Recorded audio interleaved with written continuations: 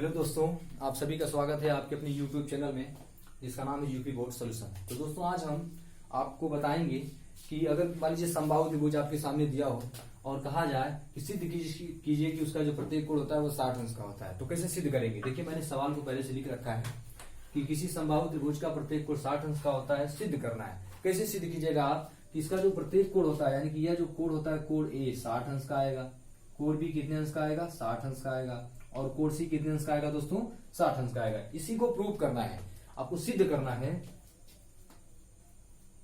Prove करना है दोस्तों। क्या प्रूव करना है कि कोण ए कोण बी बराबर कोण सी कितने अंश का आ जाए 60 अंश का आ जाए। तो चलिए दोस्तों हम सिद्ध करते हैं।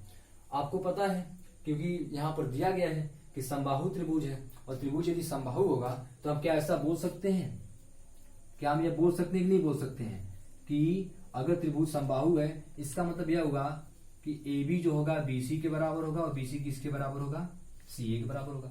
मतलब कहने का यह है कि अगर त्रिभुज हमारा समबाहु है तो ए बी बी सी सी यानी इस त्रिभुज की तीनों भुजाएं जो होंगी आपस में कहाँ होंगी, बराबर होंगी। सीधी सी बात है क्योंकि त्रिभुज कैसा है, समबाहु है। तो चलिए लेते हैं, अगर हम यहां पर यह देखें कि यदि ए बी जो है बराबर है किसके दोस्तों बीसी के, यानी कि जो ए बी भुजा है वो किसके बराबर है बीसी के बराबर है।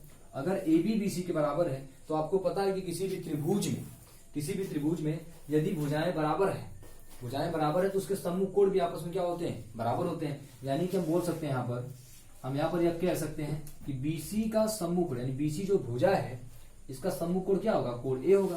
तो लिखेंगे कोण ए बराबर हो जाएगा और ए बी, तो ए बी का सम्मुख भुजा कोण कौन सा है, कोण सी है, तो ये इसके बराबर होगा। समीकरण नंबर क्या मान सकते हैं, एक मान सकते हैं।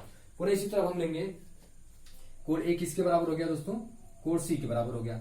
अब पुनः हम यहाँ पर देखेंगे कि मान लेते हैं कि बीसी जो है किसके बराबर है, एसी के बराबर है। तो लिखेंगे बीसी बराबर एसी, तो बीसी के सामने कोण ए है, क्या दोस्तों कोण ए है, और बीसी के सामने कोण ए है और एसी के सामने कोण कौन सा, देखिए यह एसी जो भुजा है, यह एसी भुजा है, इसके सम्मुख कोण कौन सा है, कोण बी है। यह आपस में क्या होगा दोस्तों, बराबर होगा। यानी कोण ए कोण सी के बराबर है और कोण ए किसके बराबर है दोस्तों, कोण बी के बराबर है। तो क्या हम ऐसे बोल सकते हैं, देखिए दोनों का लेफ्ट हैंड साइड इक्वल है। दोनों समीकरण से लिखेंगे समीकरण 1 से, समीकरण 1 तथा समीकरण 2 से, समीकरण 1 तथा समीकरण 2 से देखिए यहाँ पर कोण ए और यहाँ पर भी कोण ए है, दोनों का लेफ्ट हैंड साइड इक्वल है।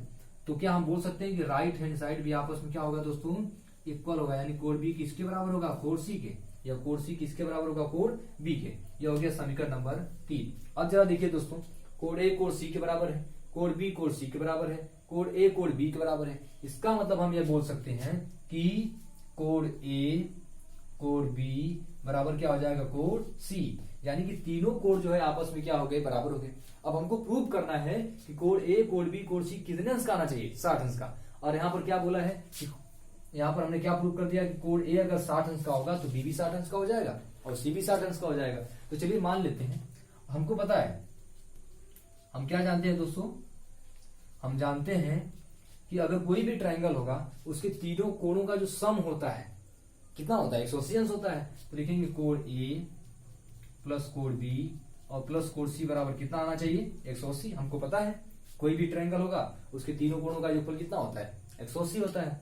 तो चलिए लिखेंगे कोण ए प्लस कोण बी, देखिए दोस्तों जो है कोण बी कोण ए के बराबर है, कोण बी किसके बराबर है, कोण ए के, तो बी के स्थान पर हम ए लिख सकते हैं प्लस, और कोण सी देखिए दोस्तों कोण सी भी किसके बराबर है, कोण ए के बराबर है, तो सी के स्थान पर क्या लिखेंगे, कोण ए लिखेंगे बराबर 180।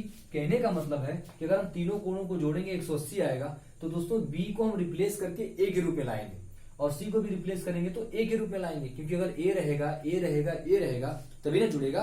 अब ए को बी के साथ तो जोड़ नहीं सकते हम क्योंकि यह अनलाइक हो जाएगा। अब देखिए इस तरह से कोण ए कितना हो जाएगा, 3 कोण ए बराबर कितना हो गया दोस्तों, 180 हो गया। अब 3 से कैंसिल करेंगे, 3 6 18 और एक 0 यहाँ पर हो जाएगा। तो कोण ए बराबर कितना आ गया, 60 अंश। दोस्तों अब हमने आपको बताया था कि देखिए यहाँ पर कोण ए कोण बी के बराबर है, कोण बी किसके बराबर है, कोण सी के।